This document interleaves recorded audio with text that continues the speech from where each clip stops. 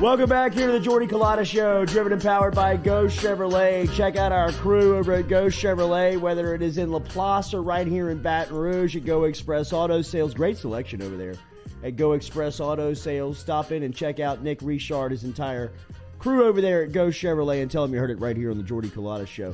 Shout out to our guy, Jake Crain of the JBoy Show, who called it, I believe, back in July as we had him on. And he was talking about that Georgia, this is the season of the dogs, as they were going to make it through and get to Indianapolis and hoist the trophy, and they did that last night. Stetson Bennett was he made the plays when he had to make the plays. Maybe not the entire game that he would have liked to put together, but at the end, man, he was good enough to win it, and he will never pay for a meal or never pay for anything in the city of Athens again as Georgia rolls up Alabama 33-18.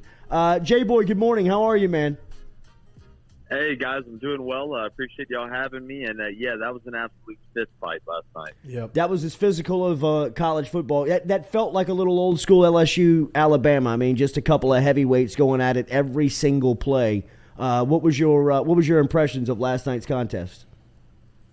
Well, number one, I know Georgia won, but I thought Bryce Young made a couple throws that were absolutely elite. He had a bunch of drops. I think at the end, Georgia just made the plays, but Georgia's offensive line in the second half, and look, I know Bam was down Mechie and Jamison Williams. I was shocked to see Jamison even walking after he got hit by the turf monster. Typically, those non-contact are the worst there is. But look, the game was going to come down to up front. I thought in the first half, if you watched, everybody was kind of feeling each other out a little bit, and then you get in the red zone and the field shrinks, and that's when you really find out. But look, Georgia made the plays at the end. Stetson made the throws at the end. And when you look at, I thought Todd Monk in the last two drives for Georgia really called some great plays. I thought Bill O'Brien did a really good job, especially in the first half of trying to do some things for Bryce. And, Georgia had a little more success in the pass rush, even out of the base stuff. But, guys, Bama was picking up the blitz. Mm-hmm. I mean, they were giving themselves a chance. But, look, Georgia, it was a matter of time before Kirby did it. Now, hopefully, that narrative's going to die, and we can just move on with our lives. What does this do for Georgia? What is last night's win? What does it mean for their program? Well, you kind of broke through that glass ceiling. I think it's funny. A lot of people think, oh, well, it takes the pressure off you now. No, it doesn't. I mean, ask LSU. They sipped from the cup in 2019 and have had a couple years struggling, but you get that taste. You want it again. So now that Georgia's done it once, they're going to be expecting to do it again. But, look, regardless of who you're a fan of, it's good for college football for the same team not to win it every time. Yeah. It's good for, a team that has been there and not been able to win it to actually win it. I'm more upset about them not expanding the college football playoff because for some reason we keep giving the Big Ten power to make any decisions. But that's neither here nor there. But I've got fans. I got buddies that are Georgia fans. I mean, it's just, to me, I like to see other teams win it and just add another notch to the SEC championship belt. I mean, who's next? Mississippi State, where you at? There you go. Hey, how much money did Christian Harris make last night? He made a lot. Yeah. He made a lot. But Will Anderson. Yeah, well, I mean, I think he's already made that. Yeah, he may make all the money. But, I thought Christian, I thought Alabama had struggled a little bit at the interior linebacker position against teams that were able to run the ball consistently that were worth their salt. I thought Christian Harris, played the game of his life, really. I mean, the one play where he was able to get McIntosh in the backfield off that split zone after fighting off a block to the outside, or maybe an outside zone. I can't remember. I don't know if they split it with the tight end. But he made a lot of money. I tell you what, guys, there's about as much speed on that field as you're going to see. Yeah. I tell you who else made a lot of money last night? Lewis Seen, number 16 for Georgia. Some of the plays that he made against the run and in the pass, I mean, just massive. Was that him that broke that ball up at the end of the game that came across before the interception? The defensive back, made a. No, I think that was 29. He was the one that hawked down Jamison Williams on the screen when he ran from the other side of the field in man coverage, and he had 3 or 4 really, really crucial plays. Knocked the ball down in the red zone, I think, on third down. Todd used him in so many different ways. I think he's a guy that made a lot of money. But I tell you what, Wyatt for Georgia, the defense line, I know we talk a lot about Jordan Davis and Carter. I know he's going to the Senior Bowl. That son of a gun can play some ball, fellas and ladies. It was there were players and athletes everywhere last night. Georgia beats Alabama 33-18. As we said, when you look at what Kirby Smart has accomplished here at Georgia, they get the national championship. Are these the two teams that are recruiting the best in college football? When you look at just overall, I know Ohio State probably has something to say about it, but how far advanced is the recruiting department in both of these schools right now? Well, they've stacked classes on classes. A&M had an unbelievable class this year, but, you look since Kirby's really been there, and obviously since Saban's been there, all they've done is stack top recruiting class on top recruiting class. And, talent over time equals championship. I think they've been kind of ahead of the curve. It's one thing to have the blueprint. It's one thing to understand roster structure and how not to lose too much at one time.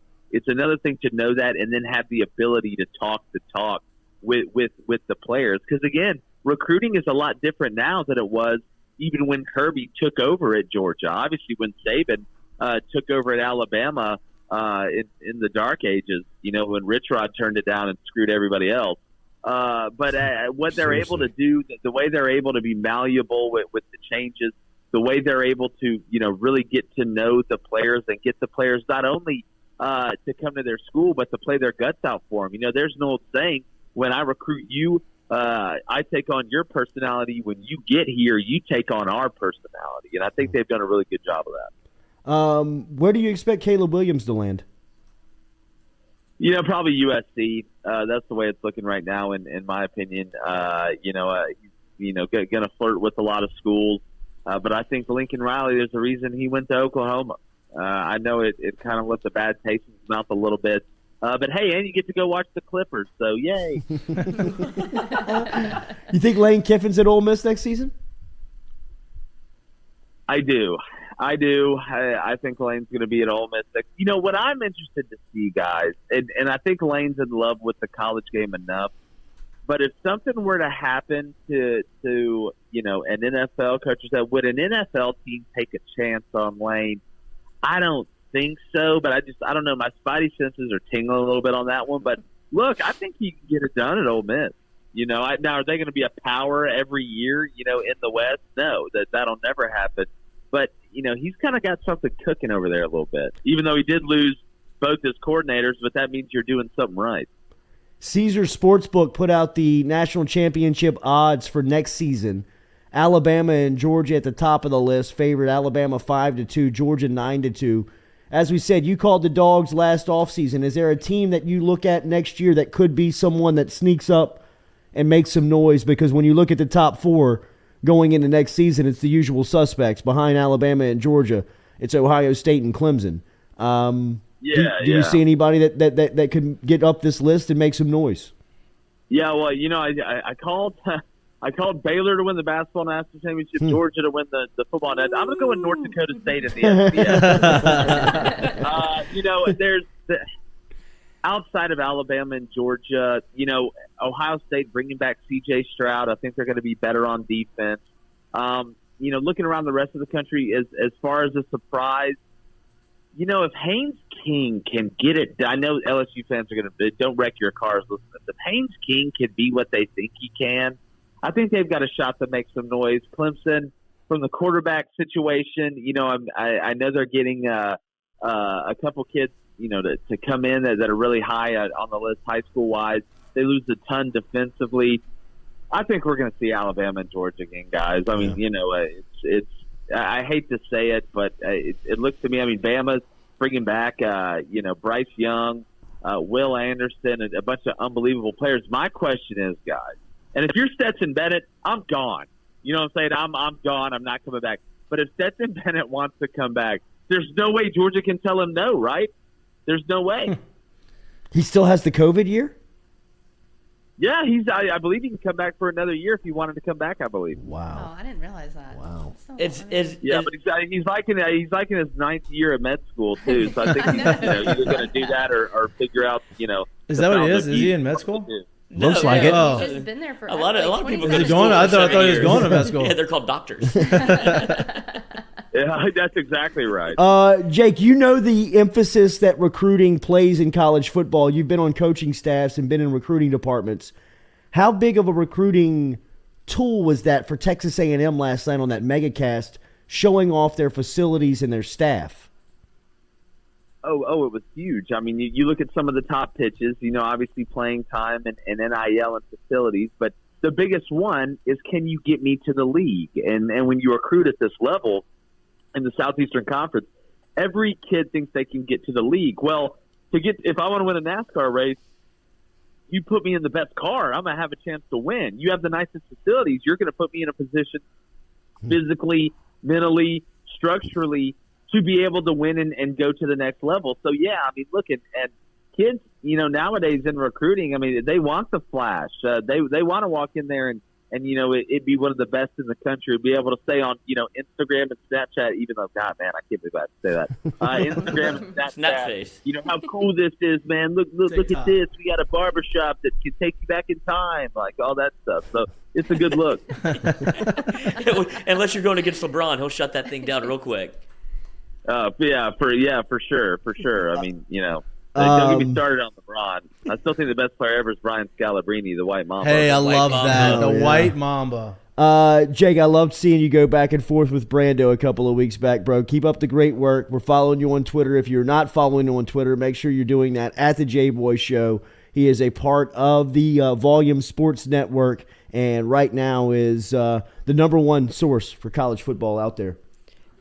Hey, appreciate it, guys. And, Timmy B, at the end of the day, sorry about the L, my friend.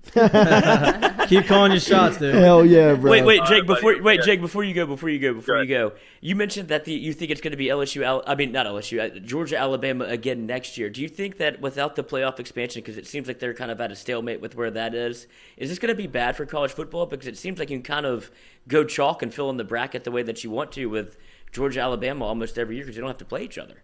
Yeah, it's a great question because I'm kind of stuck between a rock and a hard place on that one because I'm for meritocracy. I don't want to be like, oh, well, we have to limit the amount of teams because they're winning too much and we got to give participation trophies out. But on the other hand, as a college football purist, and y'all know me, I'm like y'all, I love the SEC. I cover the hell out of it. But I'm a college football purist at heart, and I want every region to be good. I want the Pac-12 to be good. I want the Big Ten to be good and deep. I want the ACC to be good from every region of the country. But I don't want to hurt meritocracy. That's why I don't understand why we won't expand the playoff. Because if you expand the playoff, then you add a little parity in recruiting. The only way that you bridge the gap is to be able to recruit at a high level and being able to have a couple more teams in the playoff. It gives coaches that pitch to be able to go into that living room the way that Nick Saban and Kirby Smart does and Ohio State does almost every year and say, okay, you want to go to the NFL? You want elite tape? Well, we play in the playoff every year, and that tape is worth its weight in gold. So I think you could expand the playoff and still have the same teams winning the championship for a couple more years, but eventually over time, like I said, talent over time equals championships. I'd like to see college football, continue to have or have a little more parity at the end of the season as opposed to what we're seeing now. Keep up the great work, man. We'll be in touch soon. All right, y'all be good. All right, man. There he is, Jake Crain of the JBoy Show, checking in this morning.